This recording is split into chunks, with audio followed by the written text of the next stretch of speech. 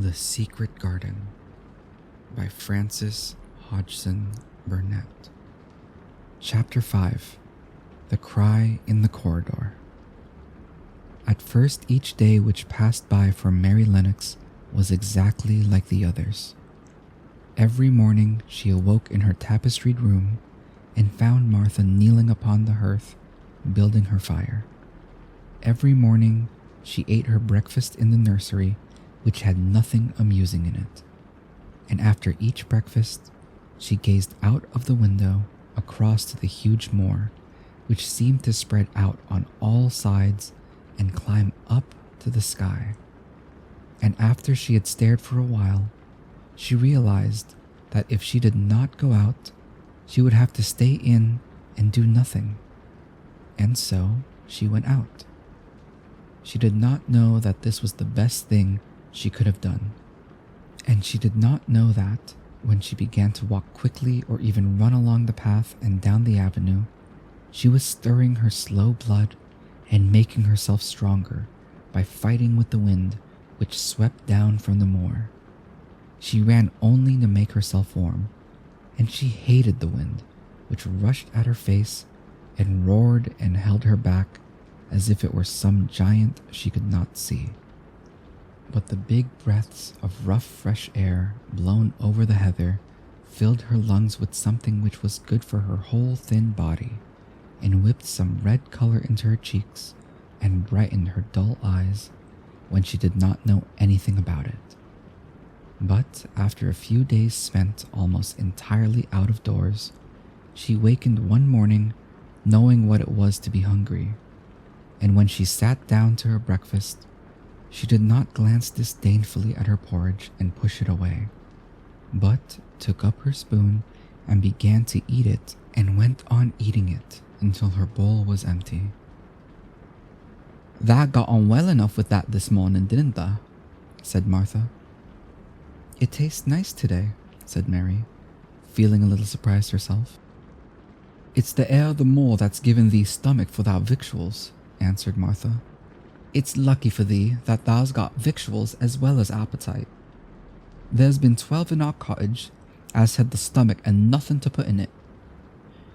You go on playing you outdoors every day and you'll get some flesh on your bones and you won't be so yellow." "I don't play," said Mary. "I have nothing to play with." "Nothing to play with," exclaimed Martha. "Our children plays with sticks and stones. They just runs about and shouts and looks at things."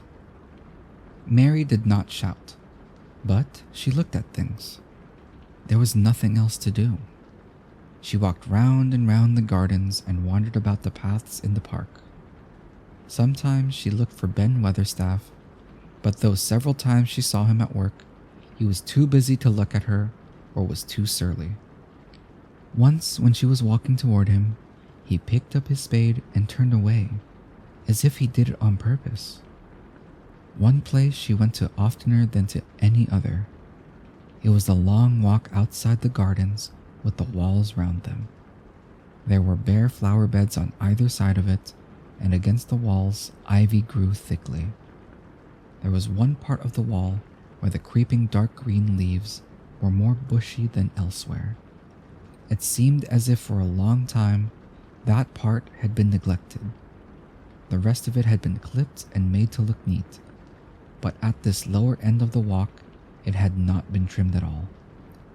A few days after she had talked to Ben Weatherstaff, Mary stopped to notice this and wondered why it was so.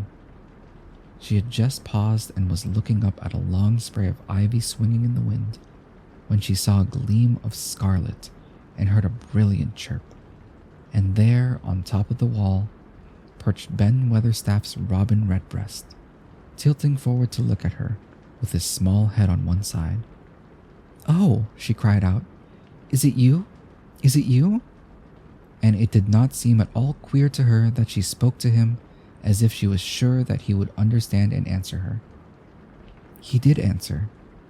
He twittered and chirped and hopped along the wall as if he were telling her all sorts of things.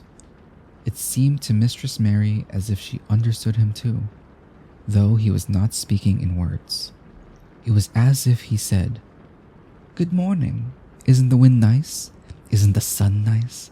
Isn't everything nice? Let us both chirp and hop and twitter. Come on, come on.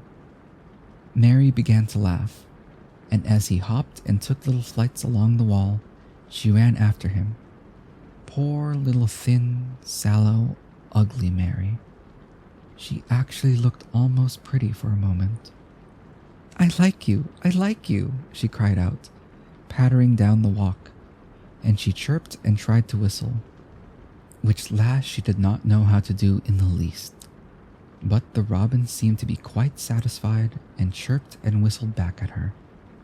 At last, he spread his wings and made a darting flight to the top of a tree, where he perched and sang loudly. That reminded Mary of the first time she had seen him. He had been swinging on a treetop then, and she had been standing in the orchard. Now she was on the other side of the orchard and standing in the path outside a wall, much lower down, and there was the same tree inside. It's in the garden no one can go into, she said to herself. It's the garden without a door. He lives in there. Oh, how I wish I could see what it is like. She ran up the walk to the green door she had entered the first morning. Then she ran down the path through the other door and then into the orchard. And when she stood and looked up, there was the tree on the other side of the wall. And there was the robin just finishing his song and beginning to preen his feathers with his beak. It is the garden, she said. I am sure it is. She walked round and looked closely at that side of the orchard wall, but she only found what she had found before, that there was no door in it. Then she ran through the kitchen gardens again and out into the walk outside the long ivy-covered wall, and she walked to the end of it and looked at it, but there was no door. And then she walked to the other end looking again, but there was no door. It's very queer, she said. Ben Weatherstaff said there was no door, and there is no door. But there must have been one 10 years ago, because Mr. Craven buried the key. This gave her so much to think of that she began to be quite interested and feel that she was not sorry that she had come to Misselthwaite Manor.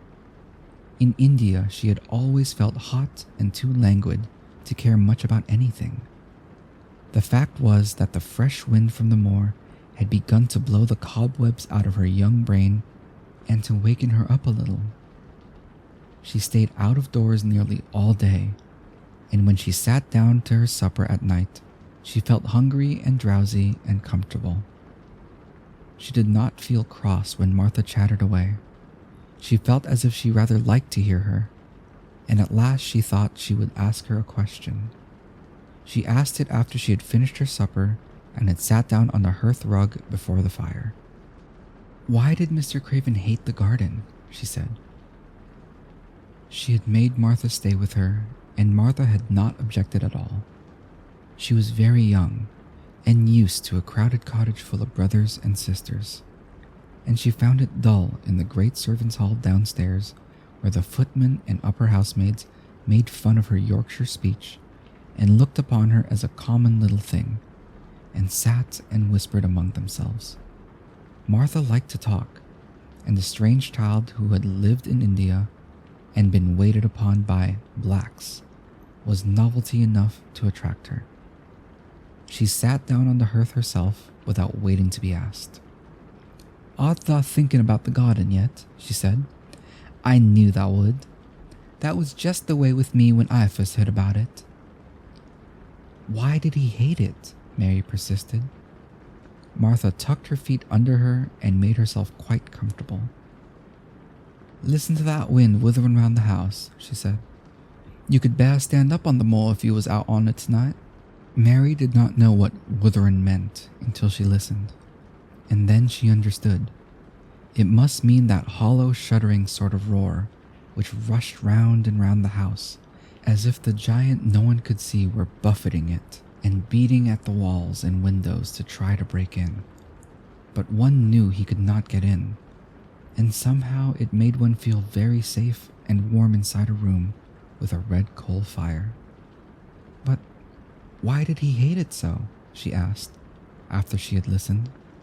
She intended to know if Martha did. Then Martha gave up her store of knowledge. "Mind," she said. "Mrs. Medlock said it's not to be talked about.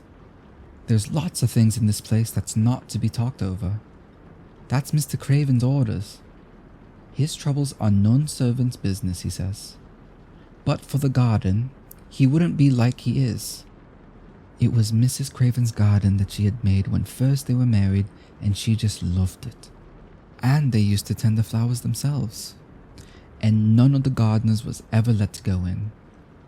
Him and her used to go in and shut the door and stay there hours and hours, reading and talking.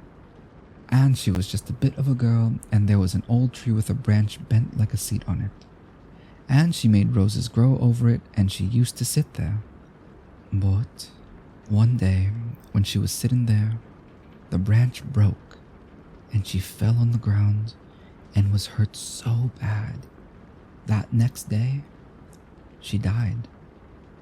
The doctors thought he'd go out of his mind and die too. That's why he hates it. No one's ever gone in since, and he won't let anyone talk about it." Mary did not ask any more questions. She looked at the red fire and listened to the wind withering. It seemed to be withering louder than ever. At that moment, a very good thing was happening to her. 4 good things had happened to her, in fact, since she came to Misselthwaite Manor. She had felt as if she had understood a robin, and that he had understood her. She had run in the wind until her blood had grown warm. She had been healthily hungry for the first time in her life, and she had found out what it was to be sorry for someone. She was getting on. But as she was listening to the wind, she began to listen to something else. She did not know what it was, because at first she could scarcely distinguish it from the wind itself. It was a curious sound. It seemed almost as if a child were crying somewhere. Sometimes the wind sounded rather like a child crying.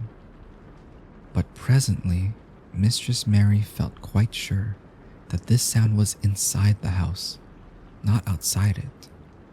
It was far away, but it was inside. She turned round and looked at Martha. "Do you hear anyone crying?" she said. Martha suddenly looked confused. "No," she answered. "It's the wind. Sometimes it sounds like as if someone was lost on the moor in Wayland. It's got all sorts of sounds." "But listen," said Mary. "It's in the house, down one of those long corridors." And at that very moment, a door must have been opened somewhere downstairs, for a great rushing draught blew along the passage, and the door of the room they sat in was blown open with a crash. And as they both jumped to their feet, the light was blown out and the crying sound was swept down the far corridor so that it was to be heard more plainly than ever. "There," said Mary. "I told you so. It is someone crying, and it isn't a grown-up person."